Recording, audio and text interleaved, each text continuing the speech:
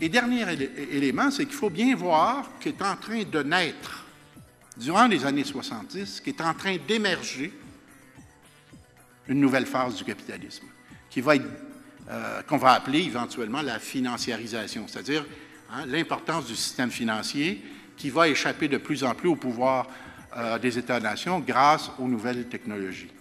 Et d'autre part, les firmes multinationales vont se transformer à ce qu'on appelle progressivement, là c'est pas fait, progressivement à ce qu'on appelle maintenant les corporations transnationales qui, effectivement, peuvent jouer les États-nations les uns contre les autres en leur disant « Comment tu me donnes de subventions? Sinon, je m'en vais ailleurs. » Alors, la voie va être ouverte. On va assister à une transformation significative du rôle de l'État. L'État néolibéral considère qu'il met en place, son rôle, c'est de mettre en place les conditions pour que l'économie de marché puisse fonctionner le plus librement possible, sans entrave. Donc, il va déréglementer, une réglementation concernant l'environnement, une réglementation concernant la protection du public. Ce sont des entraves au libre marché. Alors, l'État néolibéral va faire en sorte de légiférer le moins possible, de réglementer le moins possible et d'accorder le moins de soutien possible aux populations qui sont déclassées parce qu'on dit que c'est à l'individu à se reclasser dans le marché du travail. Mais ce qui est important de voir aussi, c'est que la richesse qui est créée, elle passe de moins en moins par les coffres de l'État pour diverses raisons. La première, c'est la tendance aux baisses d'impôts qu'à peu près les gouvernements en Amérique du Nord, puis je dirais même sur la planète, ont. Puis ces baisses d'impôts-là touchent à la fois les entreprises puis à la fois les particuliers, c'est-à-dire les individus. Donc, ce qui arrive, c'est effectivement, en tant que citoyen, on en a profité. Évidemment, les classes aisées, plus que ceux qui ne payaient pas d'impôts, qui ne reçoivent pas de baisse d'impôts par définition. Ça nous a permis de se payer des gâteries. On s'est payé, je ne sais pas, des iPods, des télévisions à écran plat, tout ça. Mais pendant ce temps-là, les toits de nos écoles coulent, nos infrastructures sont en décrépitude. Bref, tout ce qui nous appartient à tout le monde en tant que collectivité, on le laisse de côté, on laisse dégrader ça, mais on est bien heureux d'avoir notre télévision à écran plat. Puis, on a joué la carte de il faut qu'il y ait moins d'impôts, comme ça on va être réélu si on promet des diminutions d'impôts, etc. Et là, ce qu'on demandait aux fonctionnaires de faire, c'était, bien, trouvez-moi où est-ce qu'on peut couper. Bien, pour la prochaine année ou l'année d'après, le plus facile pour couper, c'est toujours l'investissement de renouvellement des infrastructures. C'est toujours l'investissement de long terme, c'est là que ça paraît le moins. Donc, vous allez voir ça, j'ai l'impression, dans les prochaines années, dans les pays occidentaux, des viaducs qui vont tomber, des wall curtains où les gens vont être contaminés par l'eau non potable, etc. On va en voir de plus en plus apparaître dans les pays occidentaux.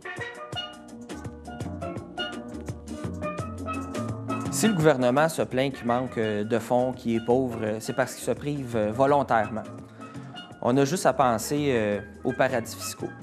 On voit l'ancien ministre des Finances, Paul Martin, qui avait ses bateaux dans le fleuve Saint-Laurent, a changé la loi pour dire que l'activité de ces bateaux dans le fleuve Saint-Laurent pourrait être enregistrée à la Barbade pour pas qu'ils payent d'impôts au Canada. Ça n'a aucun sens. Moi, j'ai lu une étude dernièrement de la Confédération internationale des syndicats libres, qui est une grande confédération internationale de syndicats. C'est une étude qui s'appelait « Le beurre et l'argent du beurre ». L'étude explique comment dans les pays actuellement, il y a une tendance à la baisse des niveaux d'imposition des profits des sociétés. On appelle ça la concurrence fiscale internationale. Les grandes économies des pays occidentaux, depuis 20 ans, ont réduit les taux d'imposition qui sont passés d'une moyenne de 45 % à 30 % en quelques années. Et c'est comme une course, où personne ne peut gagner, parce que l'idée, c'est, pour attirer l'investissement, c'est d'être plus bas que ton voisin. Le problème, c'est que ton voisin aussi baisse les impôts. Fait que tout le monde baisse les impôts, Puis, on se concurrence jusqu'au point où ça pourrait arriver à zéro un jour. Mais l'idée d'avoir une gouvernance mondiale vient de ça, de ces problèmes-là qui sont ingérables ou non solubles à l'intérieur même d'un pays ou d'une juridiction. Dans la plupart des pays, il a commencé à y avoir un questionnement à la suite de catastrophes. En Angleterre, ça a été quand il y a des trains qui ont commencé à entrer en collision parce qu'il n'y avait plus de supervision. Aux États-Unis, l'ouragan Katrina qui a provoqué un déluge parce qu'il y avait des ingénieurs qui avaient demandé à l'État de faire des travaux pour les digues, mais l'État n'a pas alloué les ressources nécessaires. On voit ce que ça provoque. L'État qui ne réglemente plus, l'État qui n'investit plus, c'est la catastrophe, c'est le chaos. C'est ça la limite de l'État néolibéral. Donc, en gros, les tendances qu'on voit, c'est à une perte de ce qui a été gagné depuis les années 30, la Deuxième Guerre mondiale. Puis, à mon avis, ça va continuer comme ça tant ou si longtemps que les gens ne diront pas c'est assez. Notamment les syndicats, qui sont en perte de vitesse à peu près dans toutes les sociétés occidentales. Les salaires stagnent, les entreprises font les profits. Et à mon avis, ce qui va se passer, c'est que la population, à un moment donné, va dire ben, c'est assez. Puis va se mettre à se réimpliquer, puis à se réinvestir, réinvestir la politique, en fait, puis dire ben voici la direction vers laquelle on va aller. Et on est aujourd'hui, dans le fond, un peu, j'espère, les derniers milles de cette période-là, parce que cette idéologie-là, elle s'essouffle aussi. Dans une certaine mesure, il n'y a plus beaucoup de monde, à part les néolibéraux religieux, qui croient vraiment qu'il ne faut aucune intervention de l'État.